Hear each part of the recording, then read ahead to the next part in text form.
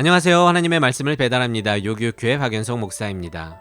오늘 공동체 성경 읽기 본문은 역대상 6장에서 7장까지의 말씀인데요. 그 중에서 오늘은 6장 49절에서 53절까지 봉독하고 함께 묵상하도록 하겠습니다.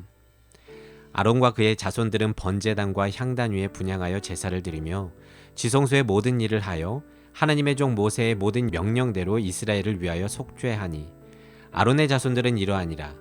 그의 아들은 엘르아살이요 그의 아들은 비느하스요 그의 아들은 아비수아요 그의 아들은 부키요 그의 아들은 우시요 그의 아들은 스라히야요 그의 아들은 무라요시요 그의 아들은 아마랴요 그의 아들은 아히두비요 그의 아들은 사독이요 그의 아들은 아하마스이더라.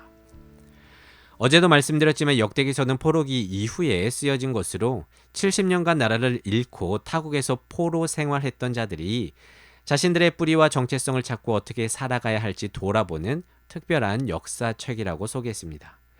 그들은 힘이 없고 지혜가 없어서 멸망한 게 아닙니다. 오직 그들을 택하신 하나님을 버려서 무너졌던 것입니다.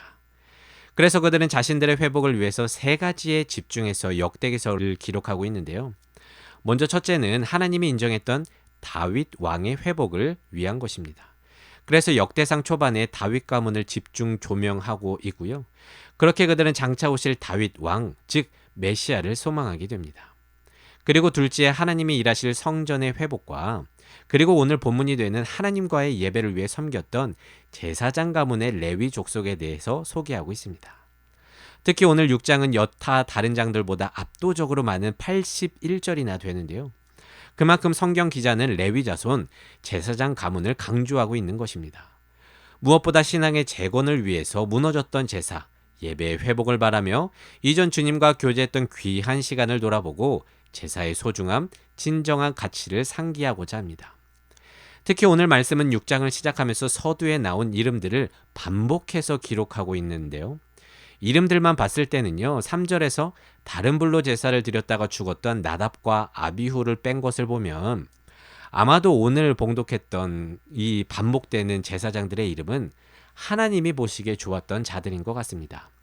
그리고 49절, 1대 대제사장인 아론이 하나님께 제사를 드리던 모습을 구체적으로 소개하고 있는데요.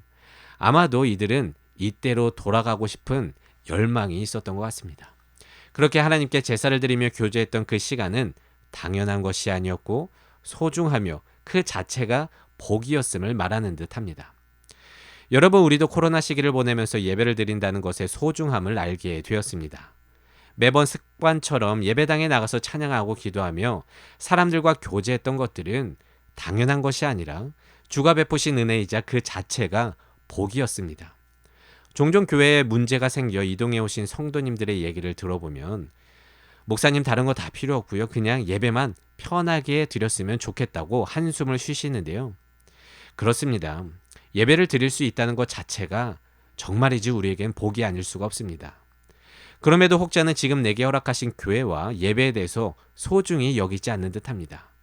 언제든지 지금보다 더 좋은 교회를 찾아 나설 수 있다고 여기듯이 지금 허락하신 교회와 예배를 소홀히 하는 것을 넘어 무시하고 비난하는 분들을 보게 되는데요. 여러분, 이스라엘도 그랬습니다.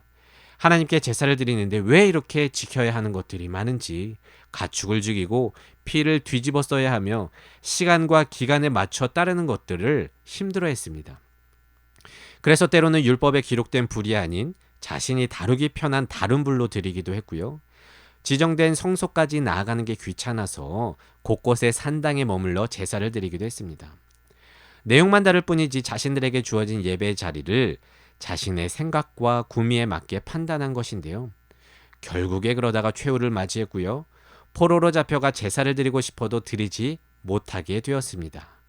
하나님을 만나고 싶어도 만나지 못했던 그렇게 암울했던 시기를 보내야만 했습니다.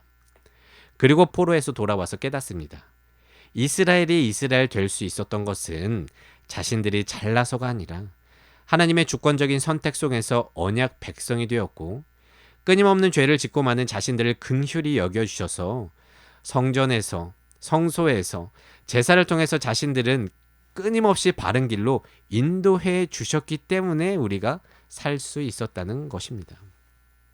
그래서 주님과의 교제를 할 수 있다는 것 자체가 복이구나 라는 것을 깨달았다는 것이죠. 현재를 살아가는 우리들은 어떻습니까? 여전히 이전 이스라엘처럼 내게 허락하신 예배를 소중히 여기지 않는 분들이 있을지도 모르겠는데요. 여러분, 지금 내게 주어진 교회와 예배에 감사하길 바랍니다. 하나님이 내 인생의 모든 것을 아시고 여러분들께 허락하신 거룩한 장소와 시간입니다. 그렇게 지금의 교회와 예배가 있었기 때문에 그나마 내가 나된 것입니다. 그리고 오늘 제사장들의 이름이 쭉 나열되어 있는데요. 이는 세상의 어떤 힘 있는 자들에 의해서 흘러간 게 아니라 하나님을 알고 믿었던 거룩한 자들에 의해서 이스라엘의 역사가 이어졌음을 보여주는 것입니다.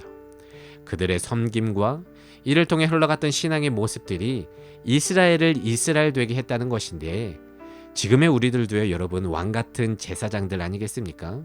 우리의 인생, 우리의 가정, 내가 속한 공동체의 역사는요, 그 어떤 힘 있는 자들의 손이 아니라 믿는 나, 믿는 우리, 거룩한 우리들의 손에 달려 있다는 것입니다. 부디 오늘 말씀을 통해서 다시금 우리가 예배를 통해서 주와 교제하고 있음에 감사를 드리며 이 시간을 소중히 하고 믿음 안에서 지금의 역사를 이어가 주시기를 원합니다. 그렇게 하나님의 역사의 한 페이지를 장식할 수 있는 모든 왕같은 제사장, 거룩한 그리스도인으로 살아내기를 진심으로 소망합니다. 말씀을 묵상하며 내 삶에 적용하기를 원합니다. 내게 귀한 예배와 교회를 허락하신 하나님께 감사를 드리며 지금의 예배를 소중히 하고 전심을 다해 드리기를 결단해 봅시다.